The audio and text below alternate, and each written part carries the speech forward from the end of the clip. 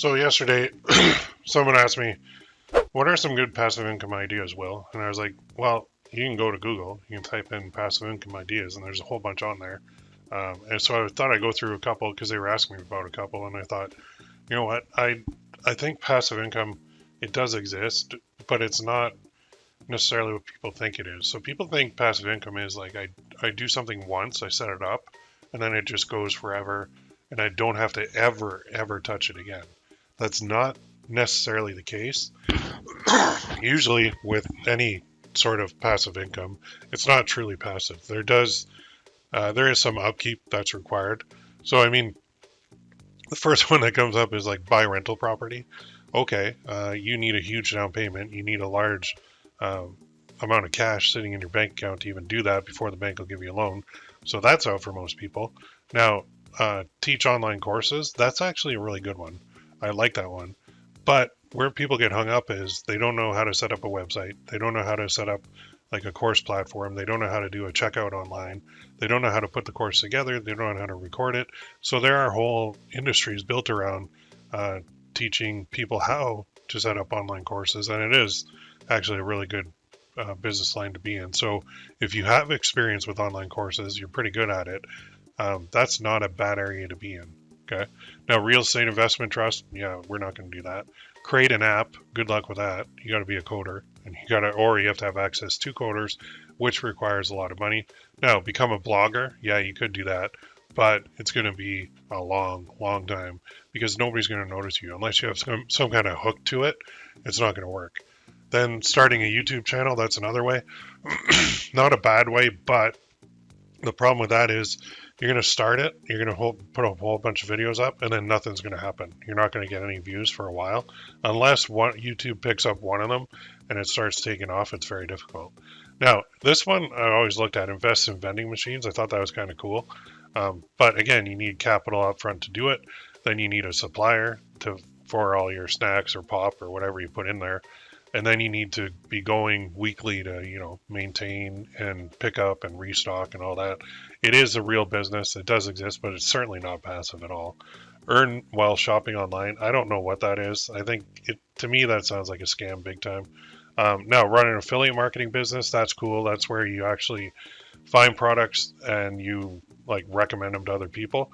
One of the best ways to do affiliate marketing right now is Amazon's affiliate program, because people get their products pretty much instantly, like within hours or days, they'll be getting it, and you'll get a commission from Amazon on everything in their cart. That's a really good way to do it.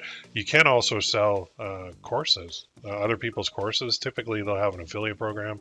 You can sell that. Software, you can sell that. Like Everbee, I'm an affiliate of Everbee, and it works very well. People buy Everbee through my affiliate link. I get paid a commission. That's very good. I've actually run my own affiliate marketing programs. Like for my coaching program, I have an affiliate program where people will get paid every time they send me someone who signs up to the program or a course or whatever it may be. Now this one, get a high yield savings account. Yeah, you can do that. Super boring though. Sell designs online. That's not a bad one. In the digital side, you can actually use AI to create designs and sell them online. In fact, I have a whole boot camp, a whole course dedicated to that, because I do this. I do sell designs online. It works very well. Rent out your car. I don't know if I'd want to do that. Rent out your spare room. Yeah, you can. I mean, lots of people do. Buy and sell spreadsheets. Strangely enough, this is a huge industry where you can create spreadsheets for different businesses and you can sell them. It's amazing. Influencer marketing, yeah, if you're an influencer, it's great. That's where you build up a big TikTok channel or something like that, and then people will come in and they will actually sponsor you. They'll give you money so you promote their products. Not a bad idea. Create a job board. I don't know what that is. Sell stock photos online. Again, you can use AI to create those photos, and then you can sell them online. You could create a store on Etsy. You could create a store on Shopify. You could create a store on WooCommerce, and you could sell stock photos. So if this one is very interesting to me, because if we go here and we go to, let's say, what's the big one? Well, let's just type in stock photos, because I want to show you something. iStock photo, there's one. VecTZ, Unsplash, iStock, Shutterstock, here it is. Think of this. Shutterstock, royalty free. Yeah, right. You got to pay money for these photos. royalty-free stock photo images. So there are, like, let's see, women, and you can buy these photos and you can use them. But did you know now I could use AI to recreate my own photos that I own of basically everything on this page, and I could create my own stock photo site store, and I could sell stock photos to people. People buy these because they use these in ads. They use them for everything. So Shutterstock is a huge, and they've been around forever, company that sells stock photos. So if with AI the way it is now, you could create a site, a store, you could load it up with stock photos and you could sell them. That simple. And you're like, who buys stock photos? So let's go here. Who buys stock photos? Website or blog owners, graphic designers, small businesses, magazines, newspapers, even large corporations buy them. So everybody buys them. Who pays the most? Alamy, I guess. There we go. 60 million images. So the way this used to work for the stock photo stuff is you'd have to be a photographer. You'd have to have a camera. You'd have to have models. You'd have to go out and take pictures. Then you would sell those pictures to the websites who would then sell them to the end user. Well, now you don't need to be a photographer. You don't need to have a camera. You don't need any equipment. In fact, you can skip the middleman, create your own website and sell them. This is actually something that I am secretly working on that I haven't told anybody about until now, but that's why I stopped here, because this is truly just a great business to be in. And when you think stock photos, you're like, okay, stock photos what? Well, go to Shutterstock and look through the stock photos. That's what. You can create AI images of every single thing on there, and you own them, not Shutterstock. All right, lend money to peers. Yeah, whenever I hear this, yes. How do you think banks make all their money? They lend people money, and then they charge interest. How do you think credit card companies make money? They do that. So if you have money, yeah, lend it to peers and get paid a percentage back. Sure. Invest in businesses. That's another one. Sure. Start a dropshipping store. Yes and no. I have done dropshipping in the past, but I don't like it as much as print on demand. So I would replace this with start a print on demand store. But it's not passive. Neither is a dropshipping store. And then digital product. This is something like create a course, create a bootcamp, create a guide, create a PDF, create a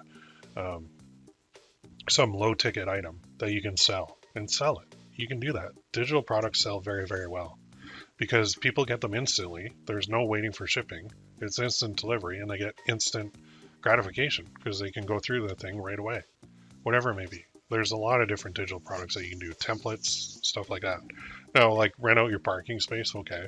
Earn royalties through inventions. Well, you have to actually invent something.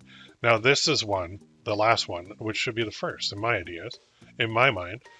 Passive income through dividend stocks. That is truly passive. And out of all of these that you're seeing on your screen right now, that's the only thing that's actually passive. So if you're not familiar with it, I used to be a financial advisor in my previous life, and I quit because I hated it. But so how dividends work. I know most people know this, but so you buy a stock, and that stock pays a dividend. So they get paid out to you in cash, or you can reinvest that cash back into the stock and buy more stock with your dividends. So typically, there are a lot of dividend-paying stocks, but this is probably best here. Banks do this a lot, and it's just truly passive income. So why do they do it? It's all in here. Dividend-paying companies, banks are huge for this, but it's more than just banks that do it. Dividends date, there's dates, there's all this stuff, the ex-dividend date, the record date, the payment date. How does it affect the stock price? Why do they do it? So they're often expected by shareholders as a reward for their investment in a company. Dividend payments reflect positively on a company and help maintain investors' trust. A high-value dividend declaration can indicate that the company is doing well and has generated good profits. It's just a way to reward people who invested in the company. But it can also indicate the company does not have suitable projects to generate better returns in the future. Therefore, it is usually its cash to pay shareholders instead of reinvesting into its growth. So a company with a long history of dividend payments that declares a reduction of the dividend amount or its elimination may signal to investors that the company is in trouble. AT&T cut its annual dividend in half to $1.11 on February 1st, 2022, and its shares fell 4% that day. There you go. Now, you can buy the stocks and you can get dividends, or you can buy mutual funds that have dividend stocks. There's a whole bunch of different ways to do this. So what I like to do is I like to just buy the company, and then I'll have it like a it's called a DRIP, dividend reinvestment plan. So every time a dividend payment comes out, it will automatically just buy more shares of the company for me. And that grows my share volume, and it actually is truly, truly passive income. The rest of these, when people say passive income ideas, they're not. I mean, they're income ideas for sure, but attaching the word passive to them is not accurate at all. So if anything, the one thing that is dividend stocks. That is truly passive because you buy it once and you forget about it. Truly set and forget. Now, in my world, like say I open up an Etsy shop and I'm selling digital products on it. Well, I could and I have got to the point where I don't do anything else on that shop and it still does make me money. But to get to that point is not passive at all. It takes a lot of time and effort. And typically any of these ideas that you see on there, there's probably more that I missed, but they will require effort, they'll require time, and they'll require energy. And some of them, as you can see, require a big budget. So if anything, as soon as you can, start getting into dividend stocks, and then you can reinvest the dividends, or you can even take the payments. The other thing that they don't have on here is bonds. So bonds will pay interest, typically every 6 months. And you'll get an interest payment from the bond based on the amount you put in. And then at the end of the term of the bond, you'll get the full value back. So bonds are another truly passive way, but you do have to pick it up front. And then once you buy it, it's money. So if you have any questions on any of these, let me know. But I thought somebody was asking me about passive income ideas, and I thought, you know what, let's just shoot a quick video and give a couple out and see what people think. So let me know what your favorite is and if you're doing any of these and how it's working for you in the comments.